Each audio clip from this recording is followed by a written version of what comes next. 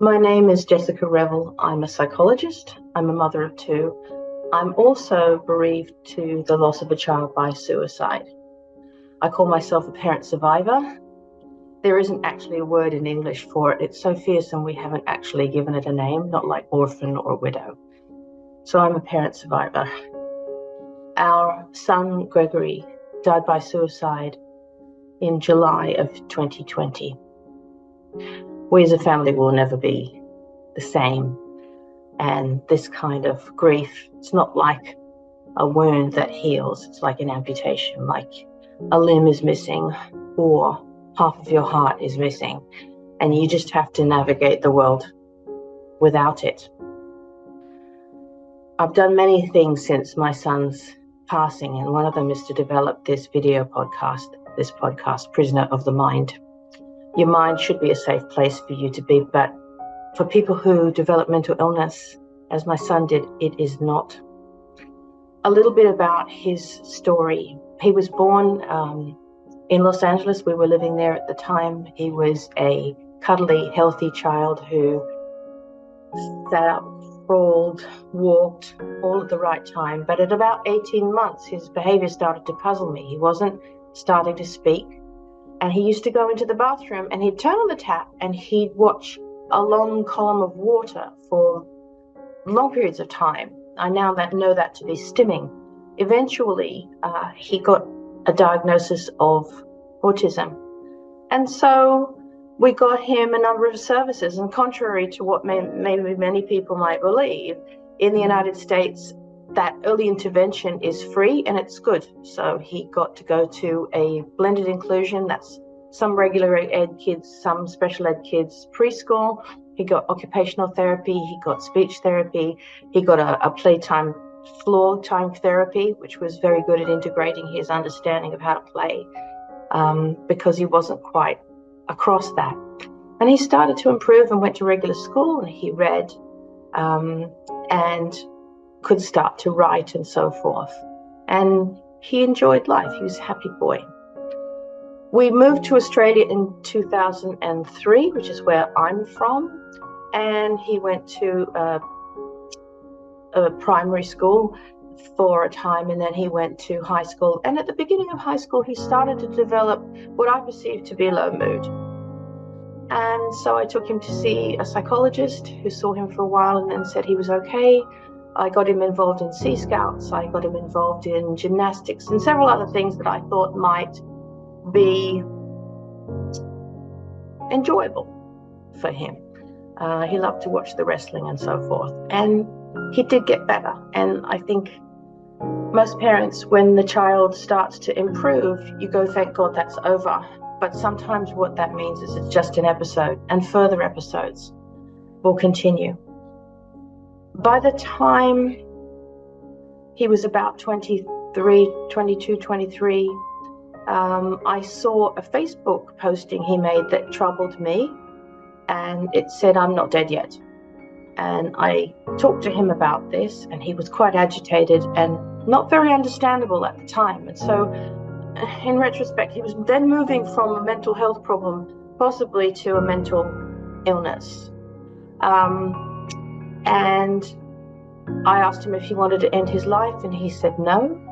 And I said, I think that maybe you need some extra support. So through the National Disability Insurance Scheme here in Australia, which started in about 2015, I think, we got good funding, and he had a marvelous psychologist, speech therapist, psychiatrist.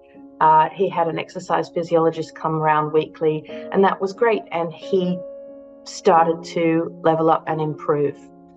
About the time of the first COVID hit, he started to decline again because his services dropped off.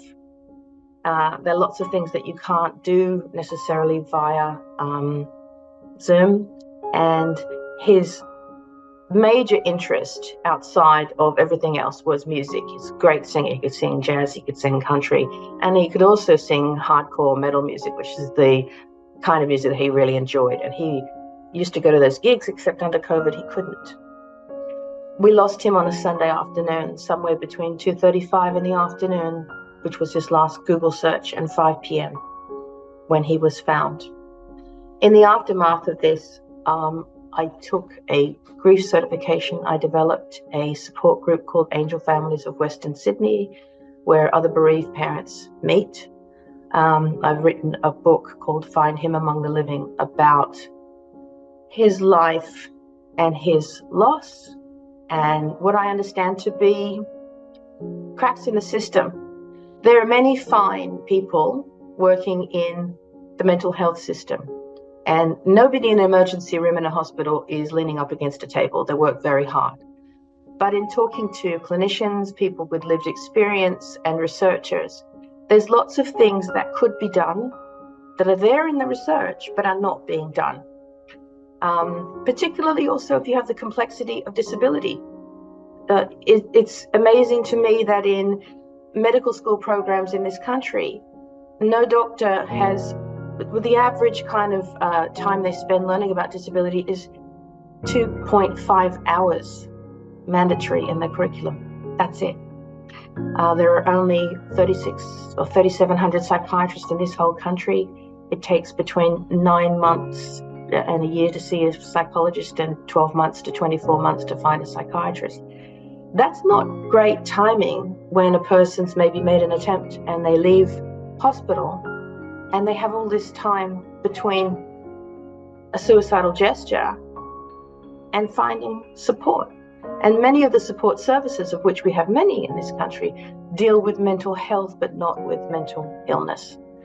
So in trying to understand that, I'm hoping to get people to be more informed and to be able to ask for things that we need to support the 9 people a day that we lose this way. And that's a number that's not shifting particularly.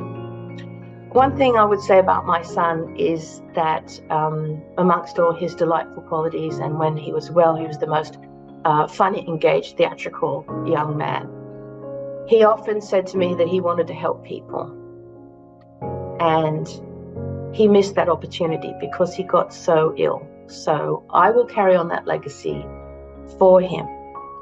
I looked through his possessions after he died, and I saw that he'd recorded a message on his tablet. And I believe this message was left behind for other people who were struggling as he did. And he said, I don't care what your background is. I don't care if you're rich or poor.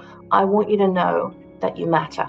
And this is the way that I sign off my podcast every time. I want you to know that you matter. These are his words, and I will carry them forward for him. I think about him every day. I connect through memories. I connect through even going to the supermarket and seeing what foods that he would have liked me to buy for him. And I have some recordings of him singing. He had a beautiful voice. And I really, above all others, enjoy this one by my son, Gregory Chu, my man, singing Your Man. Well, baby, lock them doors and turn the lights down low. Put some music on it soft and slow. And baby, we ain't got no place to go. Oh, I hope you understand. I've been thinking about this all day long. Never had a feeling quite strong. I can't believe how much this turns me on. Just to be your man.